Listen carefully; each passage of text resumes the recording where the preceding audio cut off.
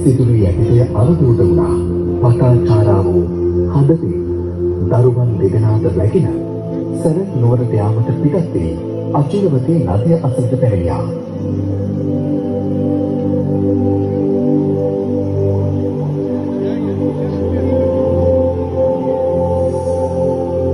පෙරදා මහා වැස්සේ දෙකොඩ තලා යන අචිරවතී නදිය දරුවන් දෙදෙනාම රැගෙන එකවර යා නොහැකි නිසා වැඩිමහල් දරුවා මෙකොඩ තියා අලුත උපන් දරුවා ගඟෙන් එතර කර ගම් ඉවුර මත තැබුවා.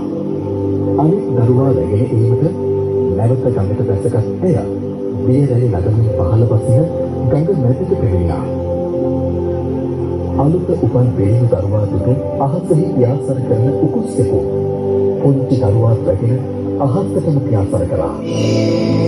පටාචාරා දරු සිනහසින් විලාප කියමින් හඬමින් කෑ ගැසුවා. අත්පුඩි ගැලුවා. ඒ දුටු වැඩිමහල් දරුවා අම්මා තමාට අඬගසනවා යයි සිතමින් මෙගොඩ තලා යන ගඟට බැස්සා. වැඩිමහල් දරුවා පටාචාරාගේ ඇස් ඉදිරිපිටම මහා දියරළ අතරේ නොපෙනී ගියා.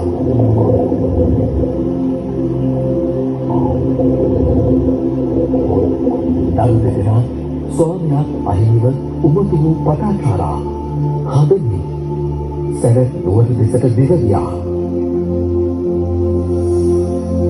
ඇය නුවර වැසියන්ගෙන් මව්පියන් ගැන විමසද්දී පෙර දින රාත්‍රියේ මහා වර්ෂාවත් සමග ඇති වූ අකුරු නිසා ගසක් කඩා වැටි තම මව්පියනුත් සොහොයුරක් මිය ගිය බව කියා සිටියා. ඒ අසල දින්නෙන් බැරෙන දරු සෑයක ඔවුන්ගේ සිරුරු දැවෙමින් තිබුණා. ස්වාමියාත් දරු දෙදෙනාත් මව්පියනුත් අහිමි වූ පටාචාරාව උමතුවේ නගරේ වීදි පුරා දෙව යන්නට වුණා. නිරුවතින් ඇය වීදි පුරා දෙව යන විට මිනිසුන් අපහාස කර ගල් කසා ඇය පන්නා දැමුවා. මේ අතර සරත් නුවර දේවරම් විහාරයේ දම් සභා මණ්ඩපයේ අප මහා ගෞතම බුදුරජාණන් වහන්සේ ධර්මයේ දේශනා කරමින් සිටියා. උමතුවේ දේවරම් විහාරයට පැමිණි පටාචාරා බුදුරජාණන් වහන්සේ ඉදිරියට පැමිණියා. සියලු කාරණා මනා නුවණින් දුටු බුදුරජාණන් වහන්සේ ඇයට ධර්මයේ දේශනා කරන විට ඇය පියවි සිහිය ලැබුවා.